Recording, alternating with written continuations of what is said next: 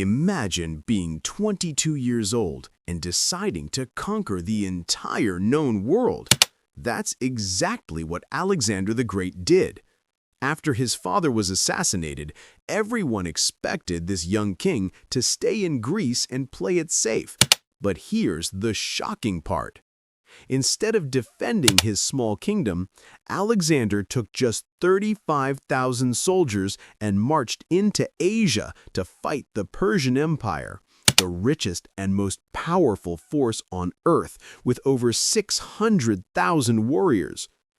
Most people thought he was crazy, but in just 13 years, this teenager didn't just survive, he built the largest empire in ancient history and never lost a single battle. Yet somehow, his greatest victory became the reason for his empire's collapse. Let's find out what happened. 336 BC, and 20-year-old Alexander becomes king after his father Philip is murdered at his own daughter's wedding. The Persian Empire, led by King Darius III, controls everything from Turkey to India, an area larger than the United States. They have unlimited gold, millions of soldiers, and war elephants that can crush entire armies. Against this superpower, Alexander has only the small kingdom of Macedonia with 35,000 men.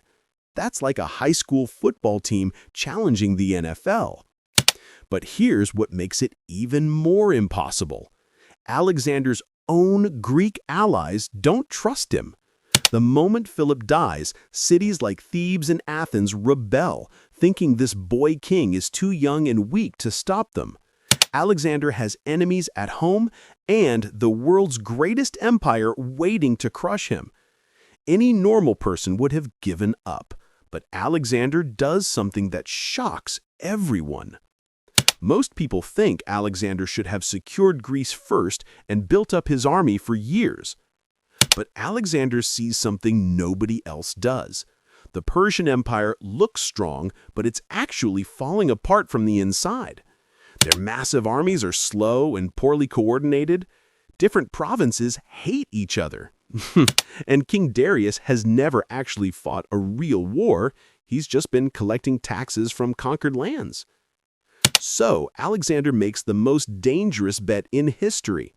In 334 BC, he crosses into Asia with his tiny army, knowing that if he loses even one battle, his entire kingdom dies with him. But here's his brilliant strategy. Instead of trying to match Persian numbers, he decides to move so fast that they can never use their full strength against him. It's like playing tag, where you're so quick that 10 people chasing you can never catch you because they keep running into each other. Alexander's first test comes at the Granicus River. 40,000 Persian cavalry and Greek mercenaries wait on the other side. Alexander has only 25,000 men. The Persians think they'll crush this arrogant boy on his first day in Asia. But Alexander does something no general had ever tried before. He charges straight across the river on horseback, leaving from the front like a regular soldier. A Persian nobleman's sword nearly splits his head open. His helmet cracks, but Alexander keeps fighting. His men see their king bleeding and fighting alongside them, and they go crazy with courage. In just 2 hours, 4,000 Persians lie dead, while Alexander loses only 300 men. But the real genius move comes next. Instead of demanding tribute like a conqueror, Alexander frees every Greek city he captures and keeps local Persian governors in power. Hopeful. He's not just winning battles, he's winning hearts. Persian soldiers start switching sides because Alexander treats them better than their own king does. The second major test comes at Issus in 333 BC. This time, King Darius himself shows up with 600,000 soldiers, the largest army ever assembled. Alexander has 40,000. That's 15 enemies for every one of his men. Darius sets up his massive army in a narrow valley, thinking he'll crush Alexander with pure numbers. But Alexander notices something crucial. In such a narrow space, most of Darius's army can't even fight. They're just standing there getting in each other's way.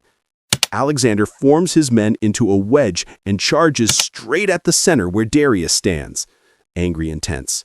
His cavalry punches through the Persian lines like a spear. Shocked, when Darius sees Alexander's bronze armor and red hairspare plume heading straight for him, the Persian king panics and runs away, abandoning his entire army.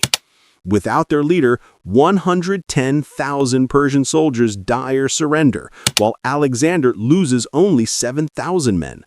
Surprised, even more shocking, Alexander captures Darius's family but treats them like royalty, earning respect across the Persian Empire. The final and most impossible victory comes at Gaugamela in 331 BC. Serious.